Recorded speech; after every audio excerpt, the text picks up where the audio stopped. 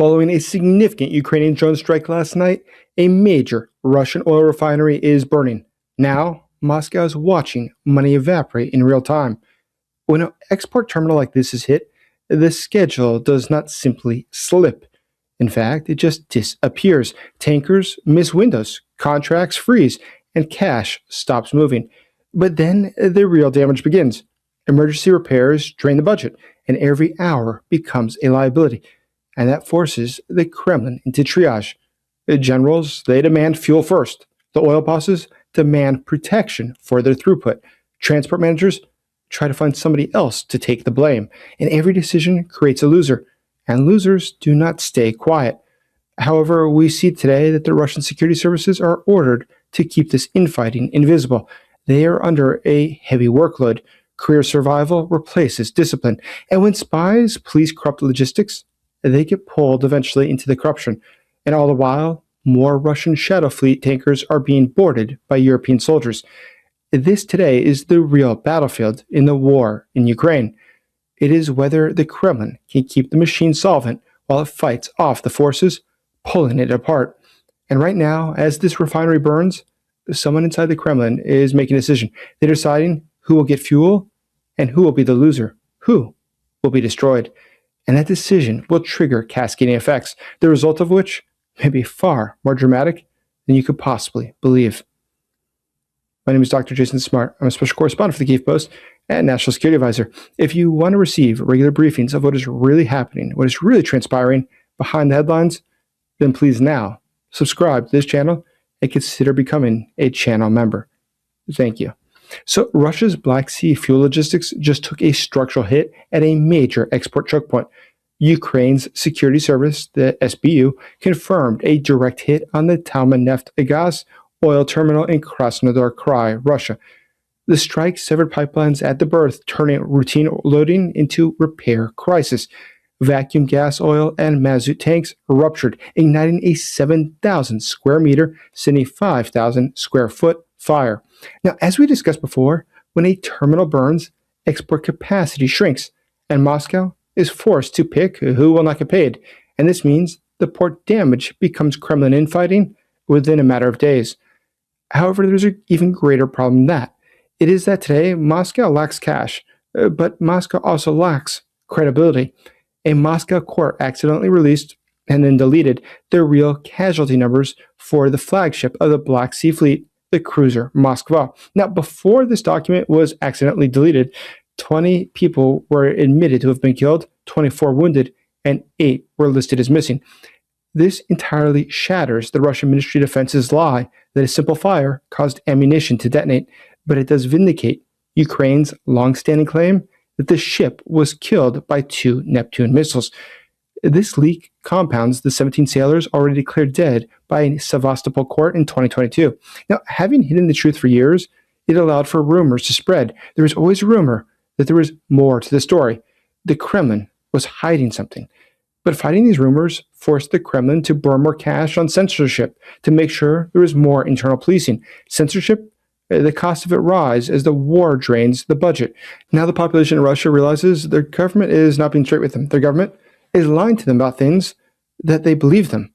But there's something else that the Russian government lies about quite often, and that is that everything is under control. There is no reason to panic. And that's why it's so important today to help the Ukrainian soldiers. If you haven't already, please check out the first pinned link below with the comment of the day. Right below it, you'll see how you too can donate for the Ukrainian soldiers to get life-saving drones and other equipment. A very generous donor has agreed to match another 50,000 euros of donations. So please check out the first pinned comment below. Thank you. So I continue. But as money gets tighter for the Russians, the degree that people are willing to take a risk to make a buck increases. Maritime interdiction is turning Russia's shipping into a delay trap, and delays force riskier behavior. French naval forces just seized the tanker Grinch in the Albaran Sea.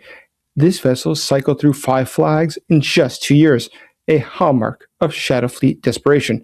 It flew flags from the Marshall Islands, Liberia, Gabon, Barbados, and Comoros before it was captured.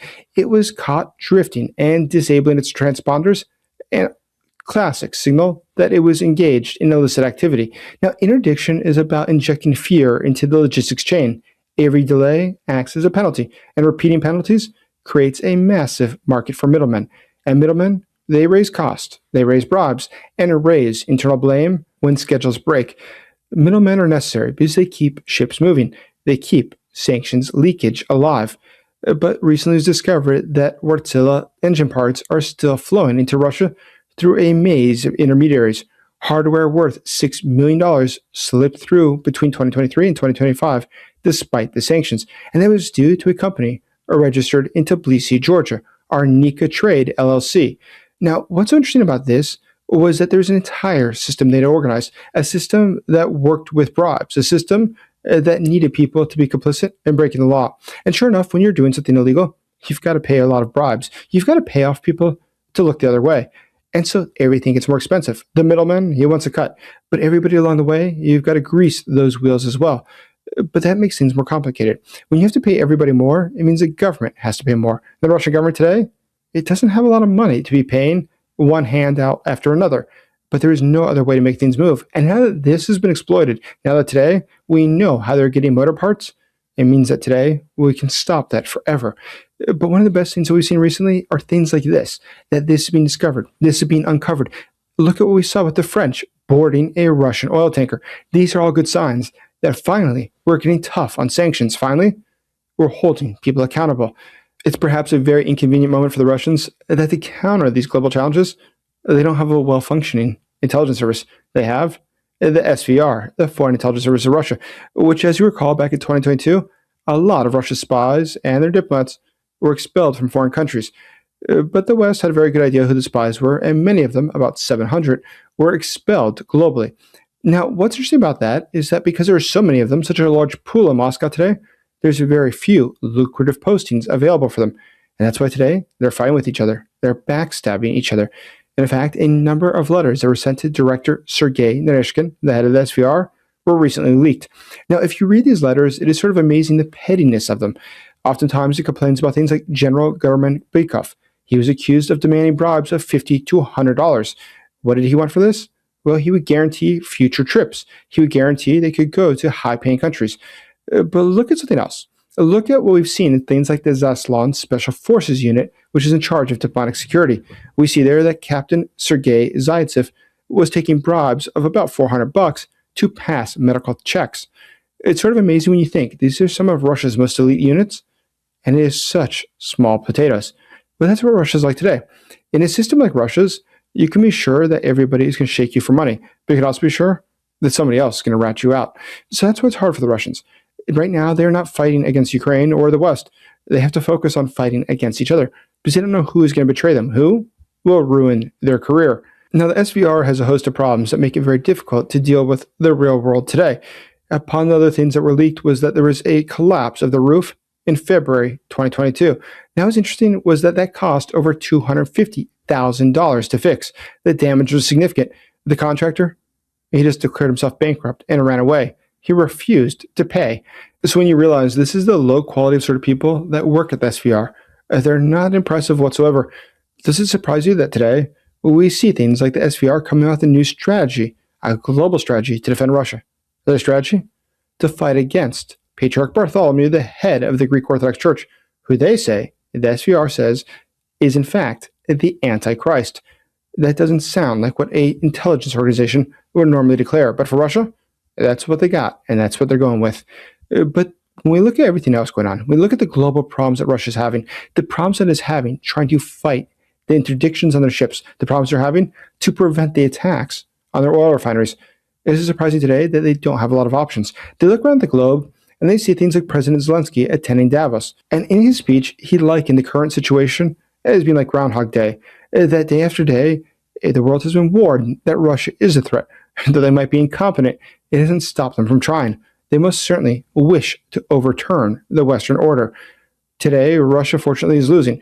In fact, Zelenskyy says that there's about 35,000 losses per month. Last year at this time, there's about 14,000 losses per month. But all the same, when we look at this, we understand that Russia has every desire to continue fighting. According to President Zelenskyy, Kyiv is now churning out about 1,000 drones today. That's double Russia's 500 Iranian drones per day. Today, we see that Russia is facing a lot of problems. Those problems are only getting more complicated. Vladimir Putin doesn't have a plan for this. Vladimir Putin very obviously did not have a plan for having a war in Ukraine. He had a plan for a 3-day special military operation, but that didn't work out very well for him, did it? So now he is stuck with this group of clowns trying to manage a major war, the largest war in Europe since World War II, and yet he's not having success. But once again, the Russians do not give up. And that is where we make a mistake.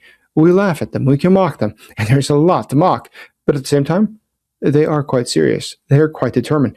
And they're investing their time and their limited money to make sure that they're effective. As President Zelenskyy said, we don't appreciate the fact that Russia is already at war with us. Russia is not just at war with Ukraine. That is where we have a mistake. The mistake is to think that Vladimir Putin's intention is to stop with Ukraine. Vladimir Putin's intention is quite a bit different. He will not be satisfied until he gets the West to admit that they cannot beat Russia. And he is succeeding. He's succeeding because today we refuse to take the steps necessary to hold him accountable. The Russians obviously are taking this all seriously. They're doing their best to continue fighting, to continue taking the war to the West. They do believe that they can divide the West well enough to make sure that will not pose a threat to Russia, that they will not be able to actually defend themselves even, because the Westerners will be too busy fighting with each other. And when you look at the division in the West, that's not so far from the truth. President Zelenskyy is right. So much warning has come from Ukraine, yet so few people are willing to discuss it. So few people in the West who wish to discuss what is necessary to prepare for the coming war. But when we look ahead, we see that for Russia today, the situation is not good. There is a chance that Russia will not succeed in its plans, not necessarily because we've done enough to stop them, but because their own internal crisis doesn't allow it. Because what we're seeing is in fact the anatomy of an internal crisis. You hit the fuel to force repairs, and then you squeeze the repairs to trigger infighting. You let the infighting blind the spies, and you let the spies leak the truth. And once the money is gone, the secrets are out and the loyalty is sold. And that is when a regime stops governing and starts collapsing. A regime that cannot move fuel cannot move history. Check out this video. You'll really like it. As always, thank you for supporting Ukraine.